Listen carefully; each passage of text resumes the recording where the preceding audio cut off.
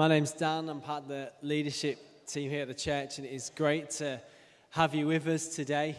If you've got your Bibles, I want to take you to Isaiah 54. I'm going to be reading the first 3 verses.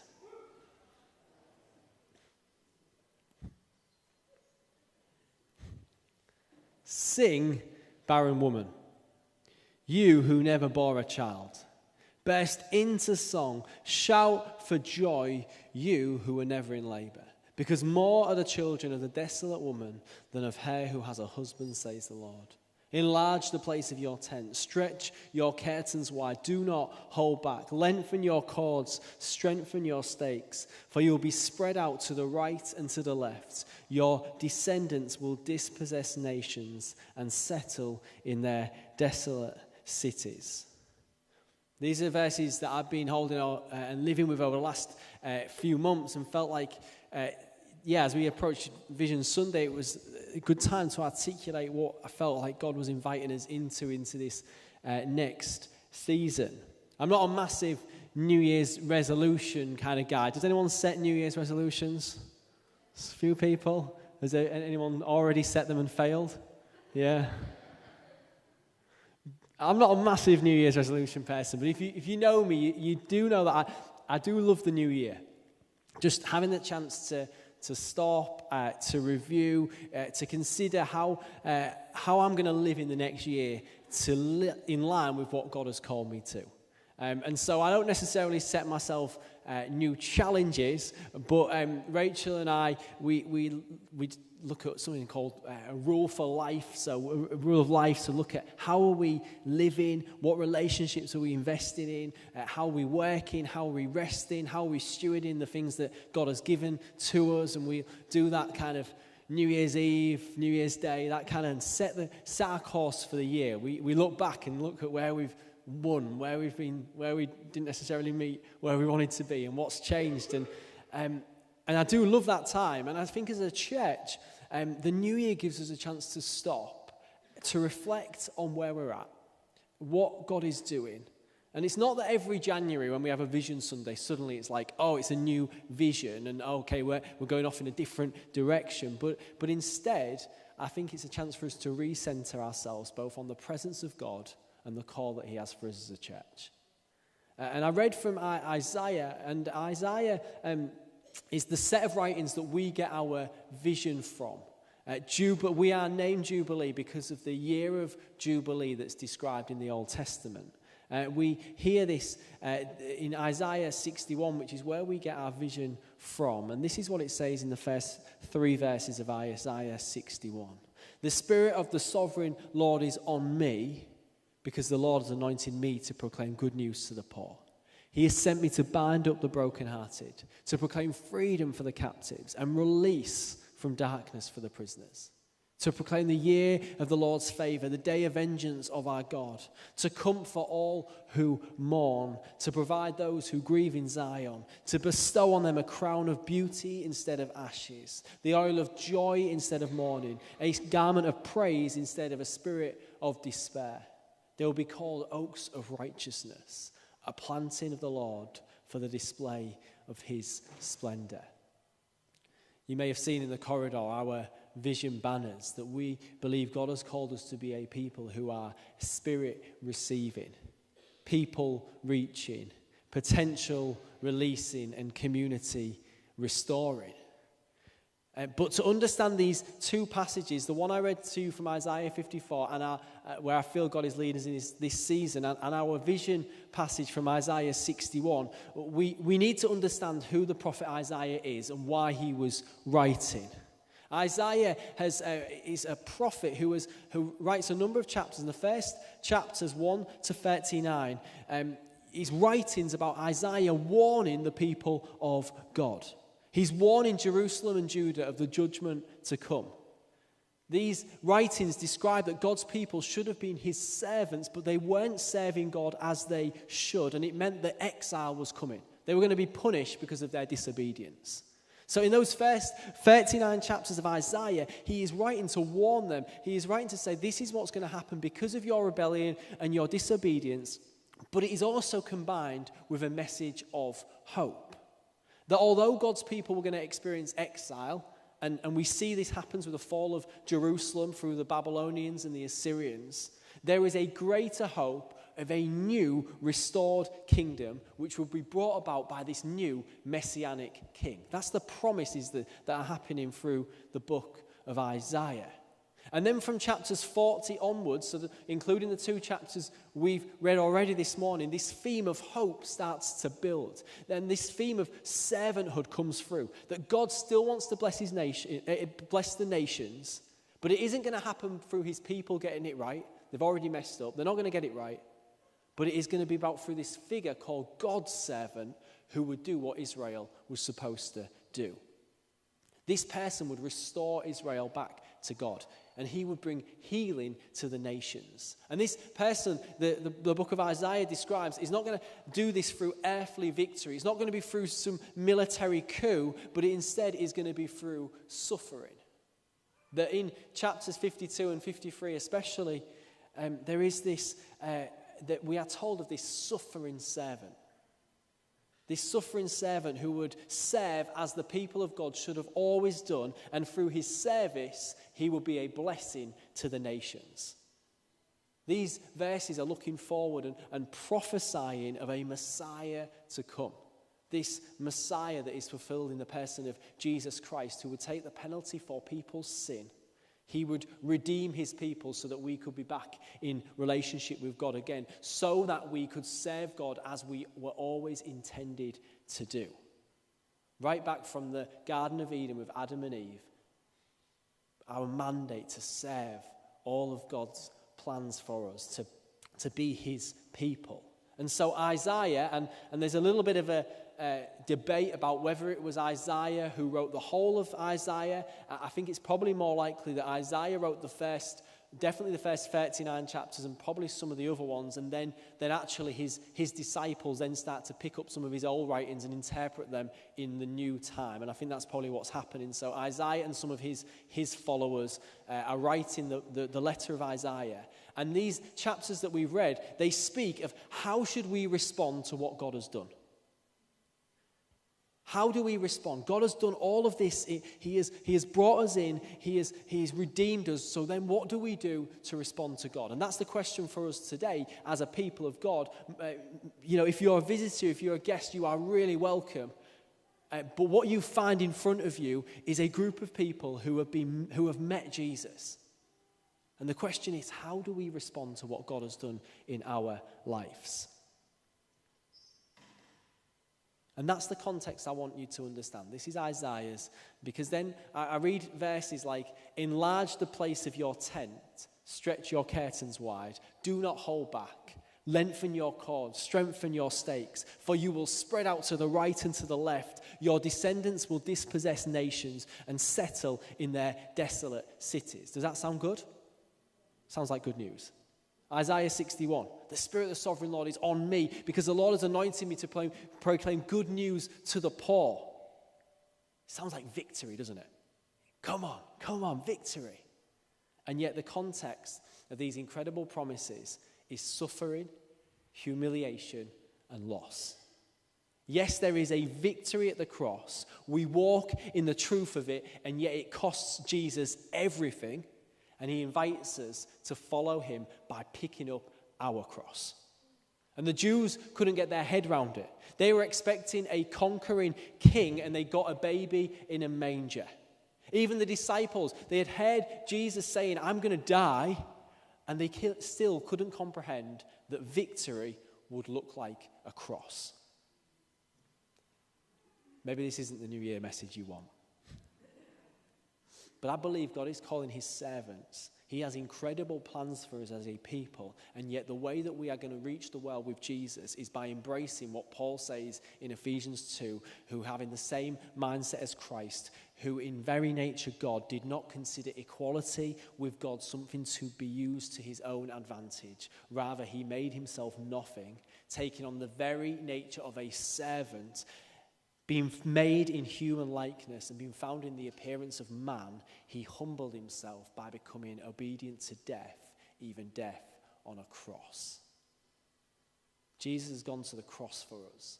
He has defeated sin and death at the cross. The Bible tells us that we are seated in heavenly places. We are sons and daughters of the King. We can have big expectations for what God is going to do with us this year, but don't forget that our gospel is not of this world.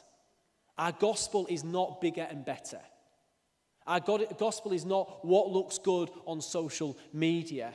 It's not about fame and fortune, about being recognized by the outside world. No, it's a cross and it's suffering in order to see God's kingdom coming. We will suffer in order to see the kingdom advance. But as we do that, I believe God has a promise for us that is found in Isaiah 54. I want to read again those words. Sing, barren woman, you who never bore a child. Burst into song. Shout for joy, you who were never in labor, because more are the children of the desolate woman than her who has a husband, says the Lord. We've just heard that Isaiah is describing about suffering, and this passage tells us to sing. Why? Because worship is the appropriate response to what Jesus has done for us. We sing because someone else has paid the price for us. We sing because someone else has paid off our debt. We sing because we are invited to feast at the King's table without paying a penny. The barren woman is going to have more children than she could have naturally. What Isaiah is saying is that this is God's work. Yes, the woman who has a husband might be able to have a few children, but the barren woman will be able to have more. How? Because when God is involved, the impossible becomes possible. God is wanting to remind us that we can have our plans and our strategies, and there's nothing wrong with that. I am a big fan of strategy, but we've got to hold them lightly and remain completely reliant on God. I can tell you story after story about how God has come through for us as a church. The impossible became possible. You know, when we had no money and then suddenly provision comes. When every door seemed to be slammed shut and then suddenly God opens the right door at just the right time. He wants to create dependency in us. Often He will take us to places where we don't want to go in order to learn to rely on Him. You know, when things are going well, it's so easy to pat ourselves on the back. Feel like we've made it. And there's nothing wrong with success. I am praying that there are going to be some major battles won this year in us as a community. I am praying that we're going to see some major success. The question is, do we choose to rejoice and praise God to see Him get the glory when things go well, or do we want to take credit and become self-reliant? And this year we feel like we need to press into prayer in a new way. You know, every week, Sunday mornings, turn up here at 8:30, or Tuesday morning, turn up here at 8:30, and we're going to gather and we're going to pray. You're all invited to join us. Once a month on a Wednesday, we're going to have a lunchtime prayer from 12 till 1. When we meet as clusters, we're going to be praying. I'd encourage you as life groups, when you meet, to pray. On the last week of each month, we're going to have a prayer meeting. Sometimes that will be we'll be praying in our encounter nights. Sometimes we're going to gather with other churches. We'll keep you updated on the plans, but what you need to know is we're going to press into prayer in a new way. Prayer needs to become a priority because we are totally reliant on Him.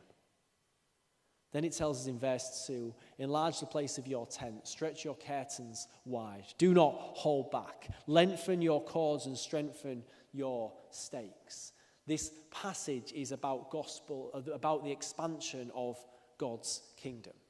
Remember what the people of Israel were called to be? They were called to be God's servant, to be a blessing to the nations. From Abraham onwards, although God started with a group of people that were His own, it was always about the nations. It was all about seeing His glory extended to every tribe and tongue. And as a church, part of our vision is to be people reaching. We're not here for the benefit of ourselves, but to be a blessing for the nations. This is about us fulfilling the Great Commission to be disciples who make disciples. I don't think we're seeing enough people baptized in our church right now. That's not a criticism. It's God who saves. It's God who adds people to his church. But I do think that a shift happened in our church and most churches that I know as we came out of the pandemic. There was we all had this major disruption to life, and there was a real emphasis especially during lockdown, on discipleship. And we talked about, how are we going to live differently when we return back to normal life? How are we going to rest well? How are we going to prioritize the things that mattered most? And when we returned to church, we didn't want to overburden people. And so the church calendar reduced. We put less demands on people to serve. And there is good and healthy things about this. I think they were good things to do. But I think one of the negatives is, I think in some ways we took our eyes off mission. We kind of prioritize discipleship, forgetting that discipleship and mission go hand in hand. And to neglect one or the other puts the church on life support. A church that doesn't disciple people doesn't see maturity. Discipleship is vital. But a church that doesn't engage missionally with the world becomes a holy club that never attracts anyone and slowly dies. We want to be people reaching, and we're really excited. 5th of March, we're going to be launching our next Alpha course. That we're going to be doing it here at Jubilee Central with Freedom Church. We want to reach new people with the gospel. We also want to focus on discipleship. Part of our vision is to be potential releasing. And I want to really encourage you, if you're not part of a life group, is get involved in one this term. Attend your cluster. Get involved with different discipleship things that happen in church. We've got our men's breakfast, our women's breakfast. We've got places you can go and you can grow in your faith. Find spaces you can be discipled well this year. We're going to see gospel expansion by being disciples who make disciples. And in this passage in Isaiah 54, gospel expansion is about two things. It is about lengthening and strengthening. They both go together. Lengthening is increasing our reach, going further than we've been before. And strengthening is about ensuring we have good foundations for all that we do. And sometimes churches can feel like these two things are opposed. We want to strengthen our church. We need to be healthy. We need to make sure pastoral care is good and our finances are in the right place. We want to make sure people are serving. And then once we've got strength here, we'll then lengthen and we'll do some new stuff. We'll plant a church. We'll start a new ministry.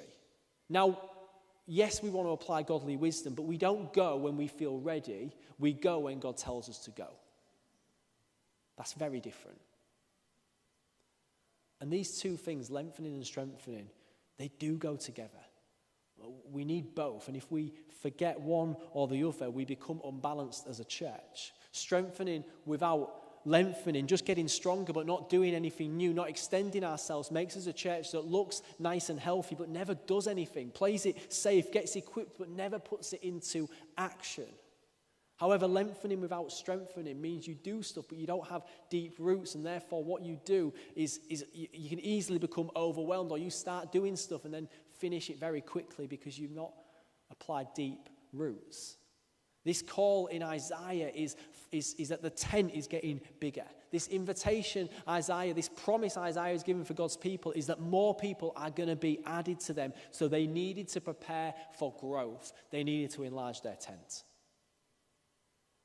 The people of God, when they serve him faithfully, can expect kingdom expansion. They are going to grow as the nations come to them and meet Jesus. And this is faith in action. They are stepping out before they see the fruit. God doesn't say in this passage, now you've got more people, then you expand your tent. No, what he is saying is you expand your tent in preparation for growth. They are to prepare for more people to be added to the family. They're going to need a bigger tent. Can't help but think about Jaws. I need a bigger boat. I need a bigger tent. And from the outside, it can look like foolishness. I remember taking on the youth work at Jubilee 15 years ago. I know I don't look old enough. I'll share you my moisturizer tips later.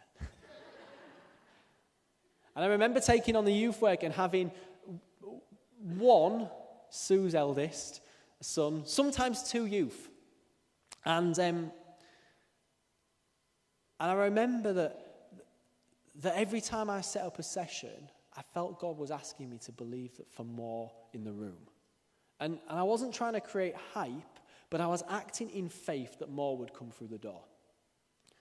And I did this because God has many in this city he wants to reach. And at the time, it looked like foolishness. Why, when there are only 2 people present, are you planning a session for 6 or 8 people? But then the 2 became 4, and then 8, and then 15. And by the time I gratefully handed on the youth work to many others who were far more gifted than me, we were regularly getting 30 through the door. And this wasn't because of what I was doing. This was because God responds to acts of faith and dependence. It wasn't always pretty. There were nights when I wanted to throw the towel in. There were times where I set up for certain evenings and no one showed up. There were times when I wanted to walk away. There were times when people walked away and the 30 suddenly became 15 or 10 and you feel like you're starting again. The same is true when we bought this building.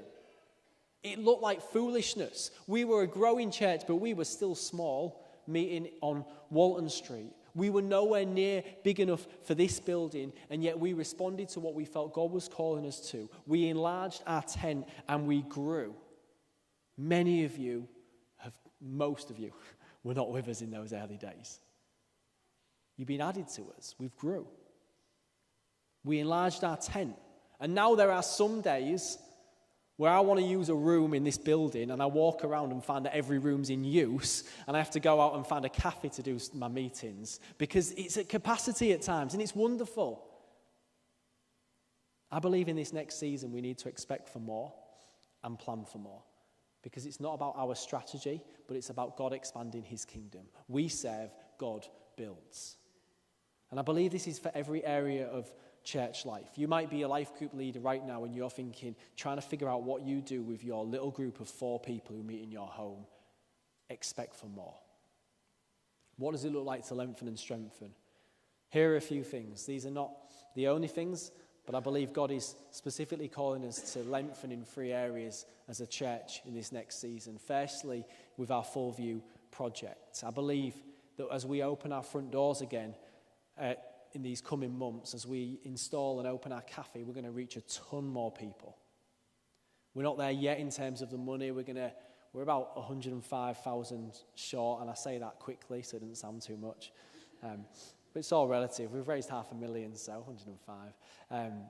We need about 105 to ready to open, but we're going to be doing some more public fundraising in the coming months. But if we don't have everything in place for once the construction work finishes kind of in the next few months, we'll open up as an empty shell initially. We'll have our teas and coffees in there before and after the service. We'll have some stuff for the community in that space just so people can come in and see the potential, and then we'll open it fully as a cafe when we're able. But we're going to see a ton more people coming through the doors, and as that's going to lengthen our reach. Having that prominence on the high street is going to lengthen our reach. The second place that we're going to lengthen, I believe, is through church planting. As a church, we have already planted into the east of the city, 2016, with River City Church. We planted into the north in 2021. Similar time, we also planted Steve and Joe into Birmingham. And we're believing that God has more. And we were given a prophetic word last year that we'd see at least 8 new worshipping communities planted from Jubilee into our city, our region, maybe even the nations in the years to come. Freedom is the first of those, and I'm going to talk about them in a moment, but the second is going to be in West Hull, specifically kind of the Hessel Road areas where the guys have been working at over the last couple of years. Deborah, Phil, and the team, they've been engaging with the community. It is 2 years now, isn't it? It's 2 years? 2 years. Activities at Cecil Gardens, at Edinburgh Street Community Centre, and they're now at a point where they're starting to gather people who are interested in joining them in this church planting journey. We're looking to plant hopefully later on this year, and they're gathering to pray and to plan and to dream about what that will look like to plant Light Church into West Hull. Please speak with me or Phil or Debs if you want to know more, and we're going to be sharing more in the coming months. But please be praying. Is God calling you to join what is happening there? And on Sunday, the 2nd of March, we're going to have our annual gift day, and part of what we raise on that day is going to be to resource the work that's happening. I've seen people like Steve and Jane over at the back, who've just been investing faithfully, running a board games group. But what they've been doing is building community with people, creating spaces where people belong, and then be able to start to introduce them into, hopefully in the future, into what is going to be happening as the church starts to grow and be established. Thank you to you two and for the others that have been involved. And the third area is the area of kingdom business. Over the last couple of years, Phil's already mentioned about Jubilee Central and how we use this building. We've been in a position through how we use this building to release money back into the church to support what we do. We have now got 3 members of permanent staff who work for our business. We've got Casey, who's our events manager. We've got Lauren at the back, Lauren, give us a wave. She's our wonderful cleaner who keeps our building clean. Give her a round of applause, because she never gets...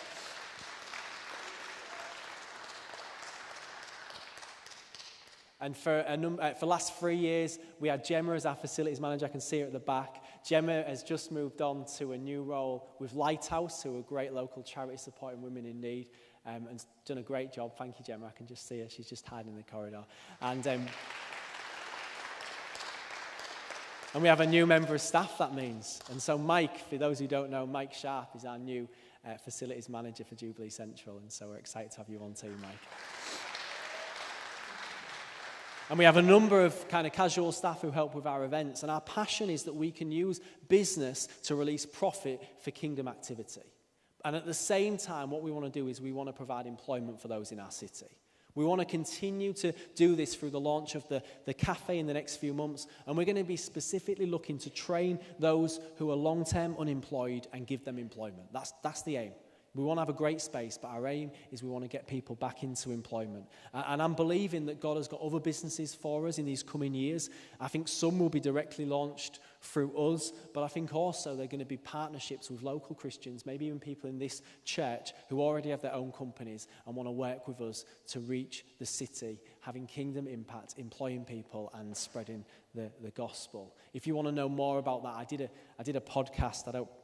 I've only done one, so I can't really promote myself. But if you go on to wherever you listen to podcasts, and Gospel Entrepreneurs is what it's called. I did an interview last year, and that kind of explains a bit more about the journey that we've been on with business and how we want to see unemployment, and also we want to see new churches established as we plant businesses into communities. So you can have a listen to that if you want to find out more. And with lengthening comes a stretch. In order to grow, we need to stretch. Who's done stretching before? Who likes doing stretching? Just Keith. If you've done stretching before, you will know it's not always comfortable. At times, it is painful. At times, you ache. At times, you get it wrong and you feel a little bit sore afterwards. But in the stretch, you get to go further. We're not always going to get it right. When we stretch into new things, at times we get it wrong and we're going to feel a little bit sore afterwards. But as we stretch, we will get the chance to see God do new things, and our impact will increase. William Carey, who lived in the 18th century, he was known as the father of modern-day mission. And he was preaching of this passage in Isaiah 54, and he said his famous line, I think it should come up on the screen, "Expect great things from God, attempt great things for God."